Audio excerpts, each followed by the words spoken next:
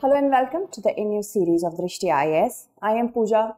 Today we are going to discuss the impact, the challenges and what lies ahead for India with Liz Truss becoming the next Prime Minister of UK.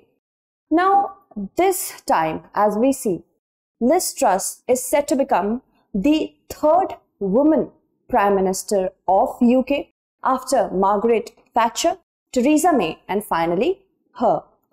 It is ironic actually because in a school play, Liz Truss also played the part or a role of Margaret Thatcher when she was in school at the age of 9, according to a news outlet.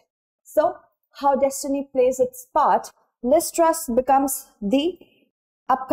set to become the upcoming Prime Minister of the UK. How it has all happened, of course, we have discussed about that.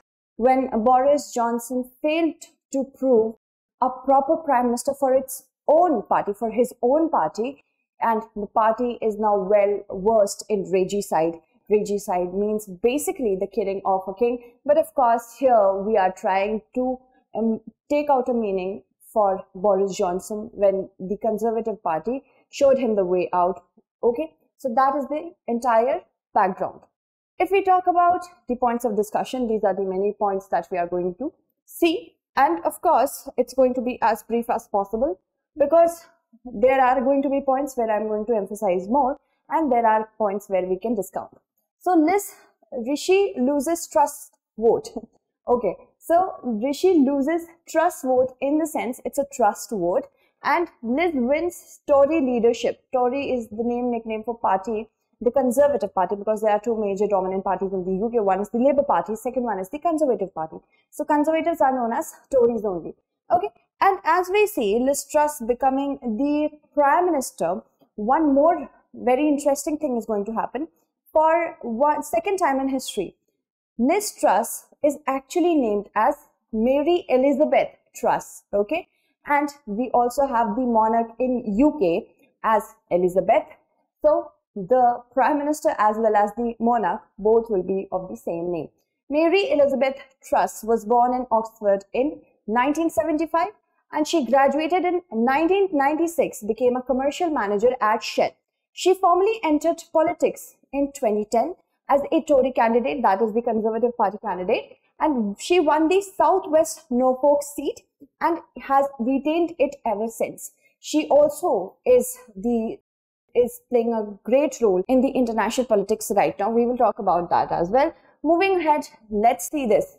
Now, you can see the margin between the two candidates who were actually, they were potential candidates to become the next Prime Minister, Rishi Sunak and Liz Truss. This is the marginal difference, not a very great margin, but we can still see that more than 20,000 votes were in favor of Liz Truss, which made her the next upcoming Prime Minister of UK. So because of the stepping down of Boris Johnson, there was a power vacuum in the Conservative Party as well. Of course, UK did not have a Prime Minister.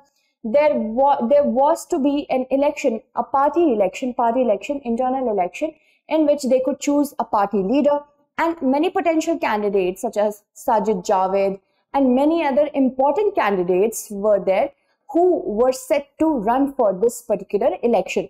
But what happens that if you have to run for the election in the party itself, you have to have backing of 20 MPs. So certain candidates could not get 20 MPs into their hands, and that is why they could not be nominated. So once you have the backing of 20 members of parliament, you are set to be nominated. Then comes the first round.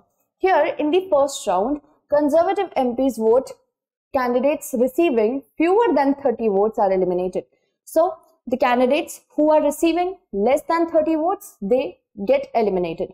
Then comes the second round where the Conservative candidate with fewest votes gets eliminated. Okay, so it's actually the comparison and the relative number of votes that actually matter here. And then what happens? The third round is actually successive rounds continue till only 2 remain. And of course, this is a very filtered out process. And then what happens? Through postal vote of wider Conservative Party, then comes our winner. Okay, So it's from the nomination of having 20 MPs as a backing, then comes the filtering process, in which if you have not received 30 votes, you get set to be eliminated. Then further rounds, that depends on the number of candidates we have in our hands. Further rounds occur, and the least number of the candidates who receive the least number of votes, they tend to get eliminated. Finally, we have a postal voting system, and in which the leaders are elected through this only Liz Truss won. Now, there are certain challenges that she is going to take care of, specifically at this time when she has a lot on her plate. First, we have to talk about inflation. Inflation rose above 10% in July. This is the highest in 40 years, according to CNN. Okay, and basically what is causing the inflation to go beyond control is actually the energy and food prices. If we talk about energy, then energy bills have risen 54%, and because of that, not only households are bearing the brunt of it, but many businesses, they have also closed down because they could not pay the bills, and many are still set to close down. Another one is poor overall health of the economy. Now, because of the health of the economy is deteriorating, it is surely going to manifest itself in the political arena. GDP dropped by 0.1% in the second quarter of this year in UK. Apart from that, analysts have believed that the third quarter will put the country into a technical recession, which we have covered for our own country. I will provide you link in the description box. So, the British pound dropped 0.3% to its lowest level against the US dollar since 1985. And all this is, of course, taking a toll on the business. The business are unable to keep up with the challenges in the current scenario, and that is why another problem has risen from this, that is public services are falling apart. Apart from that, we also have strikes. Let's see about public services. Now, because the National Health Service has been put under so much strain because of the COVID-19 pandemic, waiting times are for receiving healthcare are at the longest in the history. So health system is collapsing. Apart from that, there is a shortage of staff because sufficient funds are not there to pay them the salaries, and social care, schools, university and local government have the same sort of issues with respect to shortage of staff, insufficient fund. Then let's talk about strikes. Now, this year, continuously through this year, we saw transportation workers, journalists, lawyers, as well as refuse workers and postal workers to go on a strike. Many union managers, union bosses have said that it's the government who is to blame because of the mismanagement of the entire public sector. And productivity and economic growth is being impacted because of that.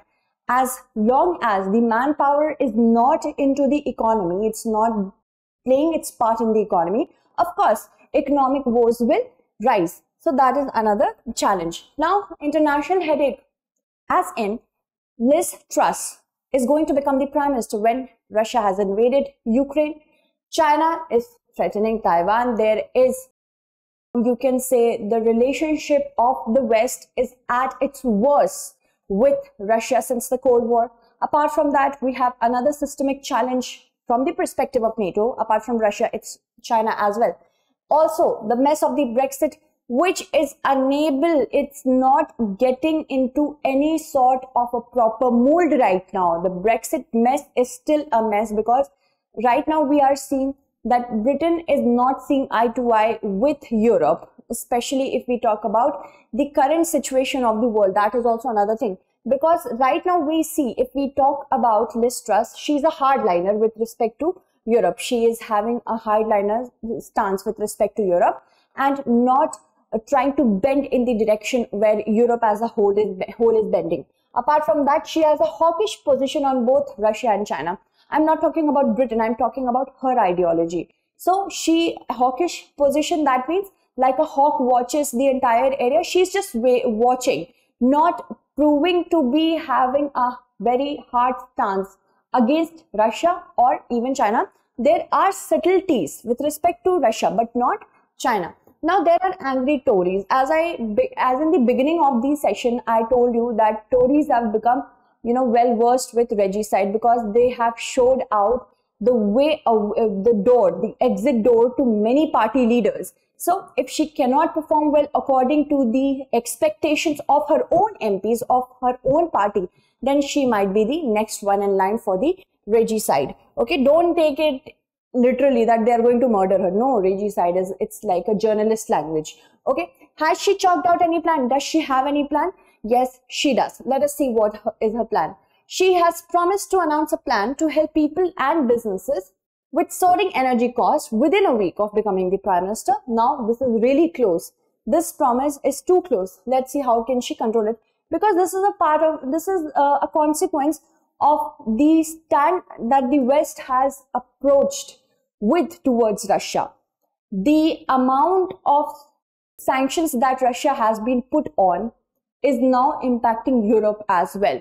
Then plans an emergency budget as well to set out measures that would get the economy growing in order to fund public services and NHS. NHS is having insufficient fund and staff shortages as well. So in order to remedy it, she is having an emergency budget like we had for Atmanirbhar Bharat package. We had an emergency budget for COVID. Similarly, she is going to infuse money. Apart from that, she has said that she will immediately reverse the national insurance rise as well.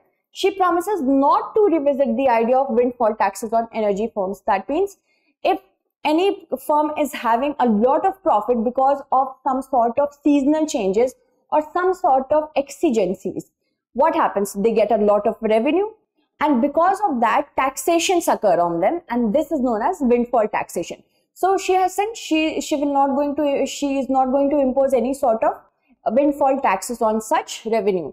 Apart from that, she has ruled out energy rationing this winter. She said that rationing of the energy in the upcoming months, that is a norm in Britain, will not be done. So that is of course going to have still a marginal impact, but still it would have some impact. She would suspend what is known as green levy.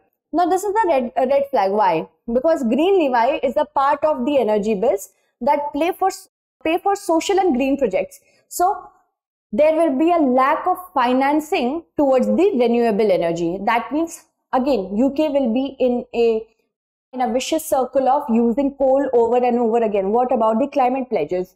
Promises to change taxes to make it easier for people to stay at home to care for children and elderly relatives. This is a twofold strategy. First of all, she will change taxes to make it easier for people to stay at home in the sense that National Health Service gets a little relief, because if people will stay in the home, what will happen? People will take care of their own parents or their own elderly, and that will relieve NHS for a certain amount of time, and people will also stay at home. Apart from that, she says that the Bank of England needs to do more to tackle inflation. That means she wants a proper monetary policy on the part of the banks. Apart from that, fiscal policy is in her own hands like us. Then she says that there needs to be a more robust monetary policy. That means, of course, she has an eye on the Bank of England as well. Where she has the control, she can take it by charge. Now, what about India and Lisa Truss? She is said to have a very generous relationship with India because she wants to wrap up a trade deal by the end of the year. She says that she wants a trade deal in which both the countries can benefit mutually, preferably by Diwali and definitely by the end of this year. This is her stance. She has said that Indians are one of the best minds in the world, brightest minds in the world.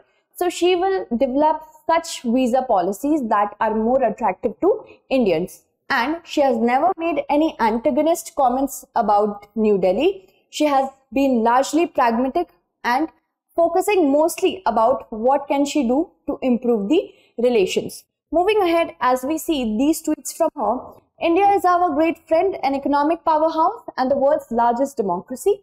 Our relationship will be vital over the coming decades.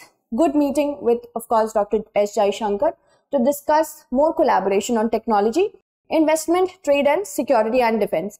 Apart from that, another tweet was there. Many thanks to the government of India for approving the export of paracetamol. 3 million packets on their way to England. Vital we work together to keep trade flowing through coronavirus. And this is what she has quoted from The Sun. Britain buys 3 million packs of paracetamol from India. So you see that she is inclined towards India with respect to trade, with respect to innovation, with respect to hosting more diaspora from India. Moving ahead, now there are certain issues that she has pointed out with respect to India's foreign policy. Here I am talking about Russia.